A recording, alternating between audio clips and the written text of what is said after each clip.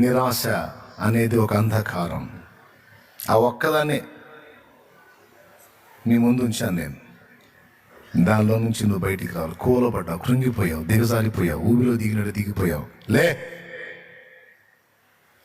నేను ఉన్నవాడను అంటున్నాడు ఈవేళ దేవుడు. నేను ఉన్నవాడను అండ్ నీకు తోడై ఉన్నవాడను. నేను లేకపోతే నువ్వు కూర్చో నిరాశలో, నేనున్నాగా.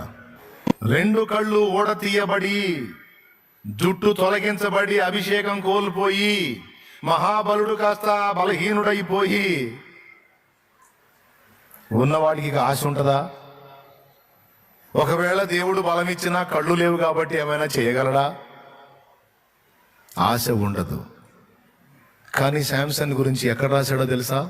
హెబ్రీ పత్రిక 11లో రాశాడు. ఏ జాబితాలో రాశాడో తెలుసా? విశ్వాస వీరుల జాబితాలో రాశాడు. సంసోను గురించి విశ్వాస వీరుల జాబితాలో రాశాడు హెబ్రీ పత్రిక 11లో.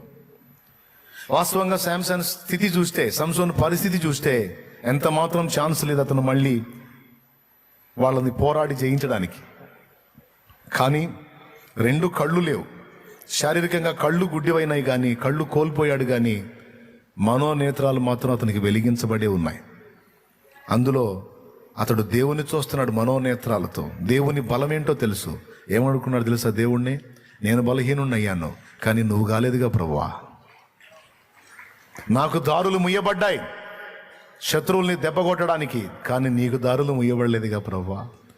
నేను బలహీనున్నయ్యాను బుద్ధిహీనమైన పనుల చేత, కానీ నువ్వు బలహీనుడు కాదుగా ప్రభువా. నాకు దారులు మూసుకుపోయాయి కానీ నీకు దారులు లేకుండా లేవుగా. పడిపోయిన వారి మీద కూడా కృప చూపించే దేవా. ఏ ఉద్దేశంతో నన్ను నిర్మించావో, ఏ కారణం చేత నన్ను పుట్టించావో దాన్ని నెరవేర్చలేకపోయాను. నా టైం పాడు చేసుకున్నాను. నన్ను క్షమించి ఒక్క ఛాన్స్ నాకు ఇవ్వు ప్లీజ్. నాకు దారి లేదు, నీకు దారి ఉంది.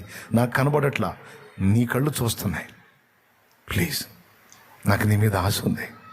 ఏదో ఒక దారి చూపిస్తావు, ఏదో ఒక అవకాశం ఇస్తావు. నా 2 కళ్ళు తీశారు, నా 2 కళ్ళ నిమిత్తం ఒక్కసారి ఫిలిస్తీన్ మీద పగ తెచ్చుకోవాలి, అంతే. ప్లీజ్ నా ఆశ తెచ్చు. నాకు నిరాశ లేదు దేవా. కళ్ళు పోయినా, శక్తిహీనుడైనా నాకు నిరాశ లేదు. ఎందుకంటే నువ్వున్నావు,